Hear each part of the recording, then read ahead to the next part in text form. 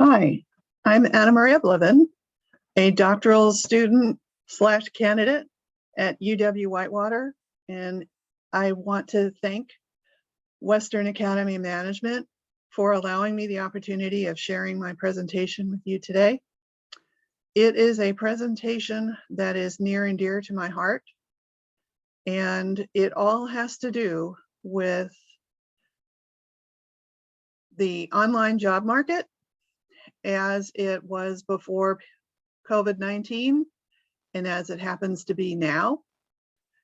And we're focusing on the impact of work-life balance and flexible work schedules on job satisfaction and long-term job retention amidst single-parent work-at-home remote employees. The single-parent remote employees are the focus of these relationships and the impact it has on them. Drawing from the spillover theory, this study will investigate the spillover relationships between work-life balance, work flexible scheduling, and the mediating relationship of work-at-home job satisfaction and its effect on the work-at-home long-term job retention amidst single parents working at home. Based on previous research findings in the remote working domain, we come to find out that there is a positive correlation between work-life balance, flexible work schedules, and work-at-home job satisfaction to long-term work-at-home job retention amidst the single parents working at home. And this study covers a gap that contributes to the future literature in the domain of remote work as it pertains to single parents working at home and adds to the value of the online job market. It also will factor in moving forward after COVID-19 to decide whether it's best to have remote workers continue to be working at home or bringing them back into the office. Literature gaps is the fact that most of these relationship findings are all in traditional work settings. Some of them involve work at home, but mostly it's all traditional work settings, in other words, on-site and not online. And very few have any mention of an impact on household types, more specifically single parent household types. So the potential impact of this study is the fact that companies are losing money on employee turnover and families with children, and absenteeism with families with children is also something to be concerned about, as well as on the employee side, paying exorbitant amounts for childcare. Most of their paycheck pays for childcare.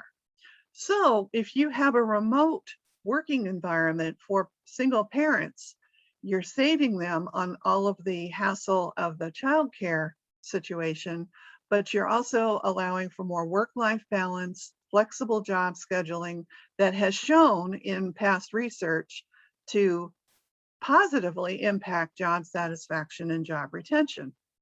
So after going through this study, it's my hope that the findings from my research will further show the benefits of having, especially single parents, work at home. So the spillover theory is basically having to do with three elements: time, energy, and behavior. According to Li Peng, Kuo, and Chang of 2016, they said spillover theory postulates the conditions under which the spillover between work microsystem and the family microsystem is positive or negative. Research indicates that if work-family interactions are rigidly structured in time and space, then spillover in terms of time, energy, and behavior is generally negative. But according to a study conducted by Hill et al. 2003, a positive relationship occurs to job satisfaction by work-life balance in accordance with the spillover theory of Hill, Ferris, and Martinson of 2003. So the spillover theory actually takes over in the explanation as to how time, energy, and behavior all works together in the variables of, or the constructs of work-life balance and flexible scheduling. So literature review simply says that there's a lot of positivity going on between work-life balance and job satisfaction and job retention. And I'm bringing into the fact that there's also a job retention of a long-term job retention.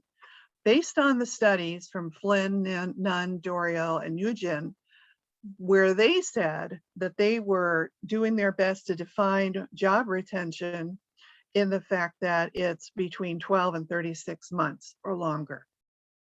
But all of these studies basically had to do with traditional work settings, and little or none, I'll just look for impacts in the different household types.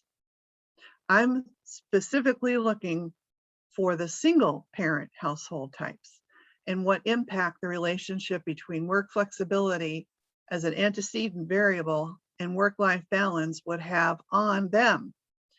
The relationship between work-life balance as an independent variable to the mediating variable of job satisfaction and the work-home phenomena. What is that relationship? Will I be confirming what past research has said in the environment of work at home? Then the third question is there a mediating relationship to long-term job retention in the virtual work environment impacted by job satisfaction? And then the final question is, do single parents have a greater or less work at home job satisfaction and the propensity to work at home? Well, I built a model. The research model is, as you can see here, with the antecedent variable of work flexibility, the independent variable of work-life balance, the mediating variable of job satisfaction, and the dependent variable of long-term job retention, all having positive relationships in this based on past research findings, controlling for variables such as age, household size, household type, and gender. Hypotheses. There is a positive relationship between work flexibility and work-life balance. Another hypothesis, also based on extant studies, there is a positive relationship between work-life balance and work-at-home job satisfaction. Then in the mediation of this, the work-at-home job satisfaction is hypothesized to mediate the relationship between work-life balance and long-term job retention, such that high levels of work-life balance would lead to high levels of work-at-home job satisfaction, which is positively related to the work-at-home long-term job retention. I'm going to use a mixed method of qualitative and quantitative research. Of course, on the quantitative side will be a survey of 10 questions using Qualitrix. And on the qualitative side, I plan to scrape the internet. And the way I'm going to scrape the internet is I'm going to actually observe Work at Home Hero, Virtual Workers of America, and the Work at Home Forum. And as you can see, there's quite a bit of members participating in these discussion groups and these forums. So between the survey and the observation of these forums, I'm measuring the relationships between these variables. Plan to have a sample size of 200 thereabouts, using the method of making sure that I've got the right amount of research power that Cohen has all showed us that we would need to do. It's around 178, so looking for a sample size of 200 is about what I would think that would give me enough power in my findings. The data collection is going to take place as I described, but the data analysis is going to be a multilinear regression confirmatory factor analysis, and that will be all done on SPSS. The statistical test will be done to understand and predict the relationships between all the variables, as I have said. What I would hope to happen is that the findings will be of value to the work at home policymakers and decision makers So the companies that are now in post-pandemic wondering if they should bring their folks back to the office will appreciate the findings from this research. So I'm also going to contribute to the gaps in the research in hoping that I'm going to bridge some of those gaps. We're also going to determine the relationships between the work-life balance, flexible scheduling, job satisfaction, and job retention, probably confirming past studies and moving forward beyond that, along with the fact that single parents may have more of an impact than other type of households. So what I'm proposing that with the research